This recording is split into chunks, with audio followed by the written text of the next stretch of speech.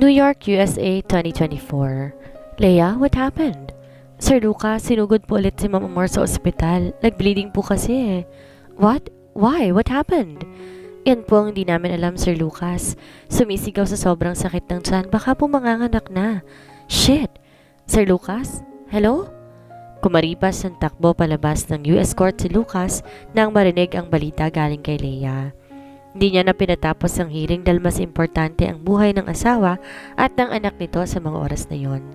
Gabi sa Pilipinas, umaga naman sa Amerika. Attorney Montenegro, where are you going? The trial's not done yet. Hinabol ng kaibigan, katrabaho si Lucas. Bro, I'm sorry, I have to go back to the Philippines right now. Huh? Why? How about the deal, the trial? Shit, dude. We will only lose $1 million. I will lose the lives of my wife and baby if I don't go home to the Philippines now. Pre, pera lang yan. Kikitain ko pa ulit yan.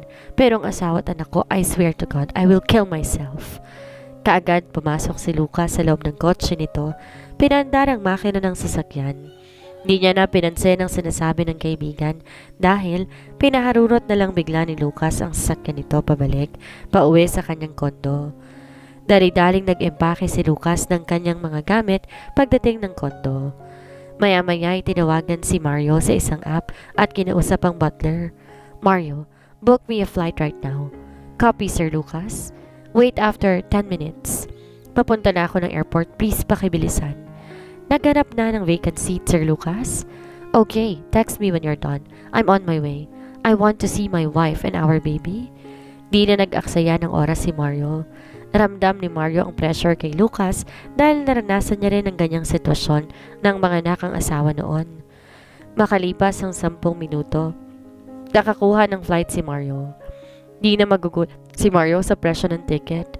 May pera ang amo niya at barya lang yon sa kanila. Kagad tinawag ni Mario kay Lucas ang flight nito. Nagpadala rin ng mensahe si Mario kay Lucas nang sa gayon ipakita na lang ni Lucas yon sa check-in baggage niya bago to makapasok ng immigration at boarding. Kung alam lang sana ni Lucas na mangyayari ang ganong sitwasyon, sana nag-private jet na lamang ito. Ngunit dahil sadyang mapaglaro ang panahon, wala siyang magagawa. Nakakuyom ang mga kamao habang nasa kinaupuan si Lucas. Di na mapakali dahil wala ni isa sa kanyang may tumatawag. Maski si Tyron hindi sinasagot ang tawag hanggang sa nag-take off ng eroplano. Makalipas ang hindi lumagpas 17 oras na biyahe, nakalapag ang eroplanong sinasakyan ni Lucas. Nagmamadaling tumungo ng claim baggage si Lucas pagkatapos. Maya-maya, dumulog na ito sa exit at doon nakaabang si Mario sa kanya. Mario, sa ospital. Yes, Sir Lucas. Tsaka kinuha ni Mario ang maleta ni Lucas at inilagay yon sa compartment. Habang nasa biyahe, panay ang tawag ni Lucas kay Tyron. Maya-maya sinagot yon ng kapatid. Tyron, how's my wife and our baby? Where are you right now? I'm on my way. Tell me, what happened? She need a cesarean section, Lucas. Kulang sa buwan ng bata, 34 and a half weeks lang. May case na baka mamatay ang pamangkin ko. Umalis ako saglit, nandun si Mama. Shit! Saka na lang pinutol ni Lucas ang tawag sa kabilang linya. Mario, faster! Yes, sir. Hospital, Philippines, 2024. Wife. Kalmadong tawag ni Lucas sa kanyang asawa na wala ng malay. Alam niya hindi siya nito naririnig ngunit nagbabaka sakali na baka magising ito. Lucas, kakausapin ka ng doktor. Mahinang saad ng ina na si Celeste. Doc, what can be done? Why did she give birth prematurely? Her medications and prenatals are completed. Why is that? Complication ba yung panganak ng asawa ko at 8 months? A premature baby doesn't have enough time to fully develop. This means certain organs and body systems may not be ready to support them in their life outside the uterus. This can cause serious health problems. Preemie babies often need special care in an ICU before they can leave the hospital. The baby can survive 8-month born? 50% yes. As I said, preemie babies often need the special care in the neonatal intensive care unit before they can leave the hospital. C-section is safe for 8 months born? Most doctors' offices won't schedule a C-section until you have reached 39 weeks gestation. So hindi pwede? Delikado ganon? Tumataas na ang boses ni Lucas dahil naiirita na to sa dami ng sinasabi ng doktor sa kanya. Lucas, calm down. Awat ng ina. Mom, di nila magawa ng paraan. Mamamatay ang mag-ina ko. Kung di nyo kayang ilabas ang anak ko, dadalhin ko sila sa ibang bansa. Magagawan pa nila ng maraming paraan. Anong klaseng doktor kayo? Lucas, kumalma ka nga. Hindi nakakatulong ang galit mo na yan. Mom, bulyaw ni Lucas sa ina. We try our best, Mr. Montenegro. Kalmadong saad ng doktor kay Lucas. Tsaka kinabig ang balikat nito. I understand your situation. For now, iyahanda kong aking team para sa major surgery or cesarean section ng asawa mo. Ililigtas namin ang mag-ina mo, Mr. Montenegro. Napabuga ng hangin sa kawalan si Lucas. Hindi na ininda ang sakit ng pisngi nito dahil nakatuon ng atensyon sa kaligtasan ng asawa at anak. I'm sorry, Mom. I did not mean to raise my voice. I'm just exhausted and desperate. Calm down. Everything's gonna be alright. Hinaplos ng ina ang likod ng anak. Kumalma din naman si Lucas na magpaalam ang doktor na aalis na muna dahil bibigyan ng schedule ng C-section ng para kay Amor. Uuwi muna ako ng bahay. Iyahanda ko ang mga gamit ni Amor at ng apo ko. Hindi ako tatagal, babalik ka agad ako, Lucas. Thanks, Mom. I owe you big time. Hindi umalis si Lucas sa tabi ng asawa. Hindi rin binitawan ng kamay sa walang asawang malay. This wouldn't have happened if I did not make you mad. I'm sorry, wife. I am so sorry. I love you. Please don't give up. Kung dati si Amor lang kahinaan nito, ngayon na may bubuo na sa isang pamilya, mas lalong nanghihina si Lucas dahil dalawa na sila. Ngunit yun din ang dahilan kung bakit kailangan niyang magpakatatag sa mga oras na iyon. Ang mag-inang kailangan niyang suportahan. We're ready, Mr. Montenegro. Kailangan na naming dalhin si Mrs. sa operating room for her major surgery, C-section. Let me tell you those words first. C-section or cesarean birth is the surgical delivery of a baby through a cut made in the parent's abdomen and uterus. Healthcare providers use it when they believe it's safer for the birth parent, the baby, or both. The incision made in the skin may be up and down. Mataas din ang blood pressure ni Mrs. Papakalmahin muna siya. Do everything to get my daughter out and save my wife. Muli, kinausap ulit ni Lucas si Amor. Trust the process. God is with us, wife. I love you. I love you so much. Tsaka niya hinalikan sa noo ang asawa bago ipinasok ng operation room si Amor. How long does the C-section take from start to finish? The actual operation usually takes between 30 and 60 minutes. Lucas, relax. Safe ang mag-ina mo. Safe? More than an hour na, bakit hanggang ngayon hindi pa rin lumalabas ang mag-ina ko sa operating room? Paano ako makakapag-relax yan kung wala pang magandang balita sa loob? Bro, masyado ka namang nega. Alam mo ba yon? Sa ginagawa mong yan, pati si mama kinakabahan na rin eh. Can you please calm down? Napabuga ng hangin sa kawalan si Lucas nang tapikin ni Tyrone ang balikat niya. Nang mapagod sa kakalakad, paritot paroon, naupo din sa wakas sa waiting area kung saan tumabi ito sa kanyang ina. Ligtas sila, nararamdaman ko. All my life ngayon lang ako nakaramdam ng ganitong takot. Hindi ko kakayanin kapag may nangyaring hindi maganda sa aking mag-ina. Makalipas ang 1 oras at kalahati, lumabas ang doktor, kasama ng team nito na tulak-tulak ang stretcher kung saan nakahiga si Amor, walang malay. Samantala, nagtataka si Lucas, bakit wala ang anak nila? Doc, where is our baby? Bakit asawa ko lang? Nasaan ang bata? Don't worry, Mr. Montenegro. Your child will be transferred to the NICU. You can see her later. For now, we need to get the wife back to her room and get some rest. She cannot eat anything first since she's still asleep because of the medicine. It's better not to disturb her. Congratulations, you are a daddy now. How is our baby? Undergo for treatment na siya. May need to have some tests. Some tests are ongoing. Other exams may be done only in the ICU. Staff thinks the baby might have a certain problem. Breathing and heart rate monitoring for her. Her ultrasound, eye exam, blood tests, echocardiography, and her fluid input and output measurement. Umigting ang panga ni to sa narinig mula sa doktor. Please, doctor, do everything you can so that my daughter can live. Do all the treatment for her. Gagawin namin ang lahat para sa anak ninyo. Makalipas lamang ang 10 oras, nagising si Amor sa pagod na katawan at ramdam din ang kirot at tapdi ng mga sugat. Dahil sa cesarean, hindi na to po pwedeng bumangon man lamang dahil sa tahi nito sa bandang ibaba ng tiyan niya. Wife, Lucas, bakit ka nandito? Kailan ka pa dumating? Yesterday, please, don't talk too much. At baka bumuka pa ang sugat mo. Napangiwi si Amor ng maramdaman ng kirot sa bandang tiyan nito. Drink some water first, wife. Maingat na dinampi ni Lucas ang bunganga ng baso sa labi ni Amor. Maya-maya ngumiti si Lucas at ngumiti sa asawa sa noo. Kamusta ang anak natin? Thank you, wife. Congratulations and well done. Lucas, ang bata nasaan? She's fine. Nakita ko na siya. She's beautiful like you. Amor? Gusto ko siyang makita, Lucas. Gusto kong makita ang anak ko. Dadaling kita sa kanya, pero hindi sa ngayon. Kailangan mo munang magpahinga at magpagaling. Bukas makikita mo na siya. Dahil nangihina ang buong katawan, hindi na nakipagsagutan pa si Amor kay Lucas. Hindi na rin pinalangpas pa ni Lucas ang humingi ng patawad sa asawa. Alam niya na wala siyang kasalanan. Ngunit alam niya rin sa kanyang sarili na may dapat siyang ihingi ng tawad sa asawa.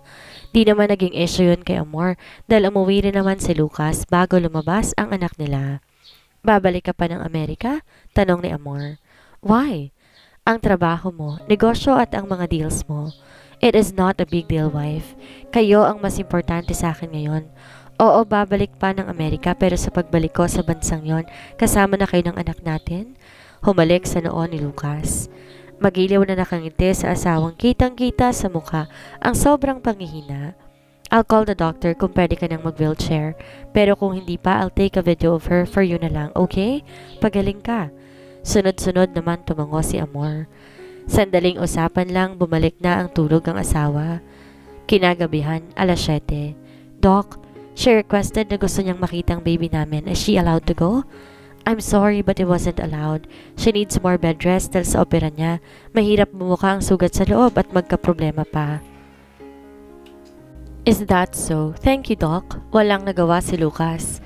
Kailangan sundin ng mga habilin ng doktor para na rin sa ikabubuti ng bagong panganak.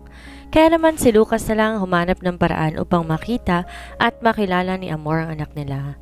Welcome to the world of hypercritical people, my angel. I will protect you from the hypocritical people. But before that happens, I will not allow them to hurt you. No matter what happens, I and Mommy Amor will protect you. Be strong, my angel. Daddy is here. Maya-maya pumasok ang isang nurse para tingnan ang bata. Nasa labas si Lucas, nakasilip sa malapad na salamin. Nakikita ang anak nitong lumalaban para mabuhay. Nurse, I can even hold her fingertips just once. Bumalik ang nurse kay Lucas. Maya-maya, binilingan din ng nurse ang bata at saka ngumiti, tumango. Sige po sir, pero hindi po tayo pwedeng tumagal. Parang piniga ang puso ni Lucas na makapasok siya sa NICU upang mahawakan saglit ang mga maliliit na daliri ng kanyang anak. Di maitago ang saya sa mukha at emosyon. Stay strong, my loves. Daddy is here. Daddy and Mommy are waiting for you. We are excited to hug you. Nang sabihin niyo ni Lucas sa anak, gumalaw ito na animoy na iintindihan ang sinabi ng ama. Napangiti si Lucas. She's brave, boss sir.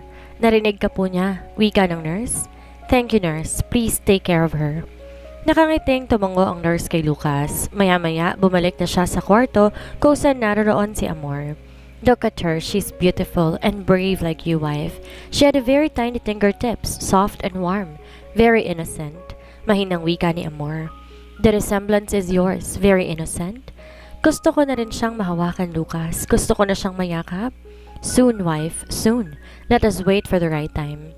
Malungkot man, nakangiti pa rin dahil sa mga litrato at video na nakuhanan ni Lucas sa anak. Wow, congrats, Daddy Lucas. Sa wakas, tatay ka na rin. Ulol, ikaw saan ka naman galing at bakit may bangas ka na naman yung mukha mo? Kahapon, sabi ng sekretary mo wala ka raw sa site na pinagtatrabahuhan mo. Ngayon naman pupunta ka rito may bangas ang mukha. Daig mo pang tambay sa kanto. Tyron, parang hindi ka engineer sa lagay na yan. Kailan mo ba ayusin ang buhay mo? Lately napapansin ko hindi ka pa rin umuwi ng mansyon. Pumirmi ka na ba sa penthouse mo? Makapag-sermo naman to, kala mo di dumaan sa pagkabinata. Syempre nadapa lang to nang malasing ako kagabi. Tsaka hindi nga talaga ako pumunta ng site kahapon dahil may pinirmahang deal na naman ako sa isang Japanese businessman, si Mr. Harukawa. You know him well, right? Siguraduhin mo lang na proyekto yung ginagawa mo, Tyron. Bro, you know me well. Tsaka don't worry about me and my future. Stable na ako dyan. Anyway, kailan kayo makakalabas? Birthday na ulit ni Amor sa susunod na araw, baka nakakalimutan mo. Napahinto saglit si Lucas. Nakatitig sa kapatid na pangiting-ngiti lang sa kanya at maya-maya nagkibit balikat ito. Her birthday? Right, her birthday. Nakalimutan mo? Umiling si Lucas. No, I mean, I almost forgot dahil sa dami na nangyari lately. What is your plan now? Matagal bago nakasagot si Lucas. We still celebrate her birthday and also to congratulate too. Our baby's born last September 27. Isang linggong naka-admit si Amor at ang anak namin ngayon. Ayaw ko naman isipin ni Amor na nakalimutan ko ang kaarawan niya. Tinapik ni Tyron ang balikat ni Lucas. I will have you back. Nakangiting sa ni Tyron. Nga pala, may pangalan na ba ang pamangkin ko? Narehistro nyo na ba siya? Tumango naman na si Lucas. Zosime Amber Contreras Montenegro. Magiliw na salita ni Lucas sa napakagandang pangalan ng kanilang anak ni Amor. Zosime Amber? What does it mean? Zosime stands for survivor and Amber, golden and orange, autumn season. Is it cute, right? Ngayon lang nakita ni Tyron ang mga totoong ngiti ng kanyang nakatatandang kapatid. Daddy Coding is here. Napangiti ulit si Lucas. Sumunod na araw, tila nakalimutan ni Amor na espesyal para sa kanya ang araw na ito. Dahil kapapanganak pa lang hindi niya na naalala na kaarawan ito. Bandang hapon nang magpaalam saglit si Lucas na may pupuntahan at babalik din siya kaagad. Do you need anything? Umiling si Amor na nakangiti. Hindi ka pa ba napapagod? Why would I? You are my wife and I need to take care of you, of course. Lucas, maraming salamat. No, wife, thank you. Thank you for giving me a family. I always adore you. Hinaplos ni Amor ang pisngi ni Lucas, saka ngumiti. Na makaalis ang asawa nito, saka lang siya nakatulog ulit. Samantala, hello sir, good afternoon. How may I help you? Hi, I need a bundle of sunflower, please, for my wife. It's her birthday and I need to be special. Can you do that for me? Napangiti ang tindera ng mga bulaklak. No problem po, sir. We can do customized too, sir. Baka gusto niyo po i-upgrade natin ang simpleng sunflower na bibilhin ninyo. Do you think she'll like it? Nasa ospital siya ngayon, kakapanganak lang sa baby namin. Talaga po? Congratulations po, sir. Thank you. Please, gawin mo na lang kung anong maganda. Babalikan ko after half an hour. Ayos lang ba? Babayaran ko na rin pag picnic up ko na lang mamaya. Here's my card. Di kaagad nakapagsalita ang tendera nang iabot ni Lucas ang black card nito sa sobrang galak. Maya-maya napatingin si Lucas sa hawak nito na ngayon niya lamang napansin. Oh, sorry. How much? 3.5 lang po, sir. Okay, I don't have cash. Pwede mamaya ko na lang bayaran pagbalik ko. May pupuntahan lang ako saglit. Sige po, sir. No problem po.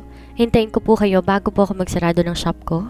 Pasensya na po, sir. Baguhan pa kasi akong tendera kaya hindi pa po ako hasa sa pagsaswipe ng card. It's okay. I'll be right back.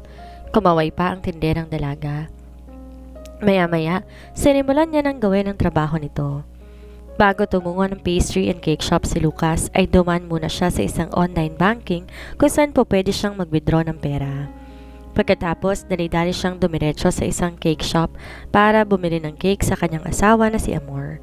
Hello sir, anong cake po ang gusto ninyo? Di kaagad nakapagdesisyon si Lucas nang makitang iba't ibang uri at lasa ng cake na nakadisplay sa shop. Ngunit sa huli, napangiti siya nang may naalala. Can I have this one? Vanilla strawberry cake? Sure po. Anything else po, sir? Palagyan na lang ng happy birthday, wife. Sige po, sir. Just a minute po. Inabot lang ng 10 minuto ang paghihintay ni Lucas. Nang makita ang cake, napangiti siya. I received 4,000 pesos. Keep the change. Thank you so much for helping me. Magiliw na wika ni Lucas sa tindera ng cake shop. Maya-maya, binalikan niya rin ang iniwan nitong bulaklak. Pagbalik niya, maganda na ang pagkakaayos ng mga sunflowers. I'm so sorry. Here's my payment and keep the change. Thank you, sweetie. Kumindat pa si Lucas sa tindera bago to umalis. Kinilig din ang dalaga sa ginawa ni Lucas. Alas 7 ng gabi nang pabalik na si Lucas ng ospital para sorpresahin ang asawa. Ngunit nang nasa hallway na si Lucas malapit sa kwarto ng asawa ay nakarinig na to ng ingay o iyak ng kanyang asawa. Kaya dali-dali tong pumasok ng kwarto. Sa buka na pa lang ng pintuan nakita niya na kagad ang asawang humahagulhol sa iyak. Lucas! Tawag ni Amor sa kanya habang inaawat si Amor na isang nurse. Ang anak natin. Yun pa lang ang narinig ni Lucas kay Amor at tila ba nabingi na siya kaagad.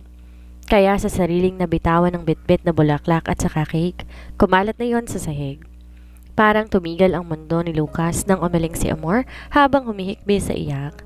Ni hindi rin siya kaagad malapitan ng asawa dahil pakiramdam ni Lucas may pumipigil sa kanyang mga paa sa mga oras na iyon. What did you say? Wife? Talk to me. Tahimik lamang ang loob ng kwarto. Ni isa sa mga nurses ay walang may lakas ng loob na magsalita. Saka lang naramdaman ni Lucas na parang ang bigat ng mga hakbang niya papalapit sa kanyang asawa. Hindi rin nakapagsalita si Amor nang bigla na lang tong nawala ng boses. Everyone, out, now! Bulyaw ni Lucas. Kumaripas naman ang mga nurses palabas ng kwarto ni Amor. Na makalapit si Lucas kay Amor, hindi man lang kumislap ang mga mata niya. Wala na siya. Doon ulit nagsimulang humikbi si Amor. Sa sitwasyong ito, hindi alam ni Lucas kung ano ang uunahin niya. Subalit bagaman tatapwat, lumapit ito sa asawa at saka niyakap. Hindi rin namalay ni Lucas na lumuluhan na rin pala siya. Ang yakap na magaan naging mabigat, mahigpit at mainit. Rinig ni Lucas sa mga hagulhol ng asawa sa kanyang balikat. Kulang na lang sumigaw ito upang mailabas ang bawat sama ng loob. Napakayom ng kamao si Lucas sa sobrang pagpipigil ng kanyang emosyon. Look at me, wife. Stay strong, okay? Hindi pa rin tumatahan si Amor. Hindi niya matanggap na sa pangalawang pagkakataon, kukunin ng Diyos sa kanya ang munting anghel na magbibigay saya at kumpleto sana sa kanyang pamilya. Kasalanan ko kung bakit siya kinuha kaagad ng Diyos sa atin. Amor, it's not your fault. Don't blame yourself, wife. Inaasahan na natin na mangyayari to. She is brave and trying to survive herself but in the end she's giving up. Wife, I know how you feel. Hindi mo alam ang nararamdaman ko, Lucas. Anak ko yun. Pangalawang anak ko yun na binawi na naman sa akin ng Diyos. Amor, she's my daughter too. Huwag mong sabihin na sa'yo lang dahil anak ko rin siya. Hindi na nakasagot si Amor. Tangi hagulgol na lamang ang naririnig ni Lucas sa kanyang asawa. Maya-maya, niyakap ulit ni Lucas si Amor at pinatahan. Hush, wife. I'm sorry. Lucas? Excuse me, Mr. and Mrs. Montenegro. I have a good news. She's still fighting. I don't know what happened but di na pinatapos pa ni Lucas na magsalita ang doktor nang kumaripas to ng takbo palabas ng kwarto. Dali-dali siyang tumungko sa NICU upang tingnan ang kalagayan ng kanyang anak na hindi makapaniwala na bumalik sa pagkabuhay. Isang himala ang namatay na at bumalik ulit sa pagkabuhay. May dahilan kung bakit ibinalik ng Diyos ang anak nilang lumalaban ng patas. Oh God! Oh God! Naghalo-halong emosyon na nakikita sa mukha ni Lucas nang makita ang anak na gumagalaw.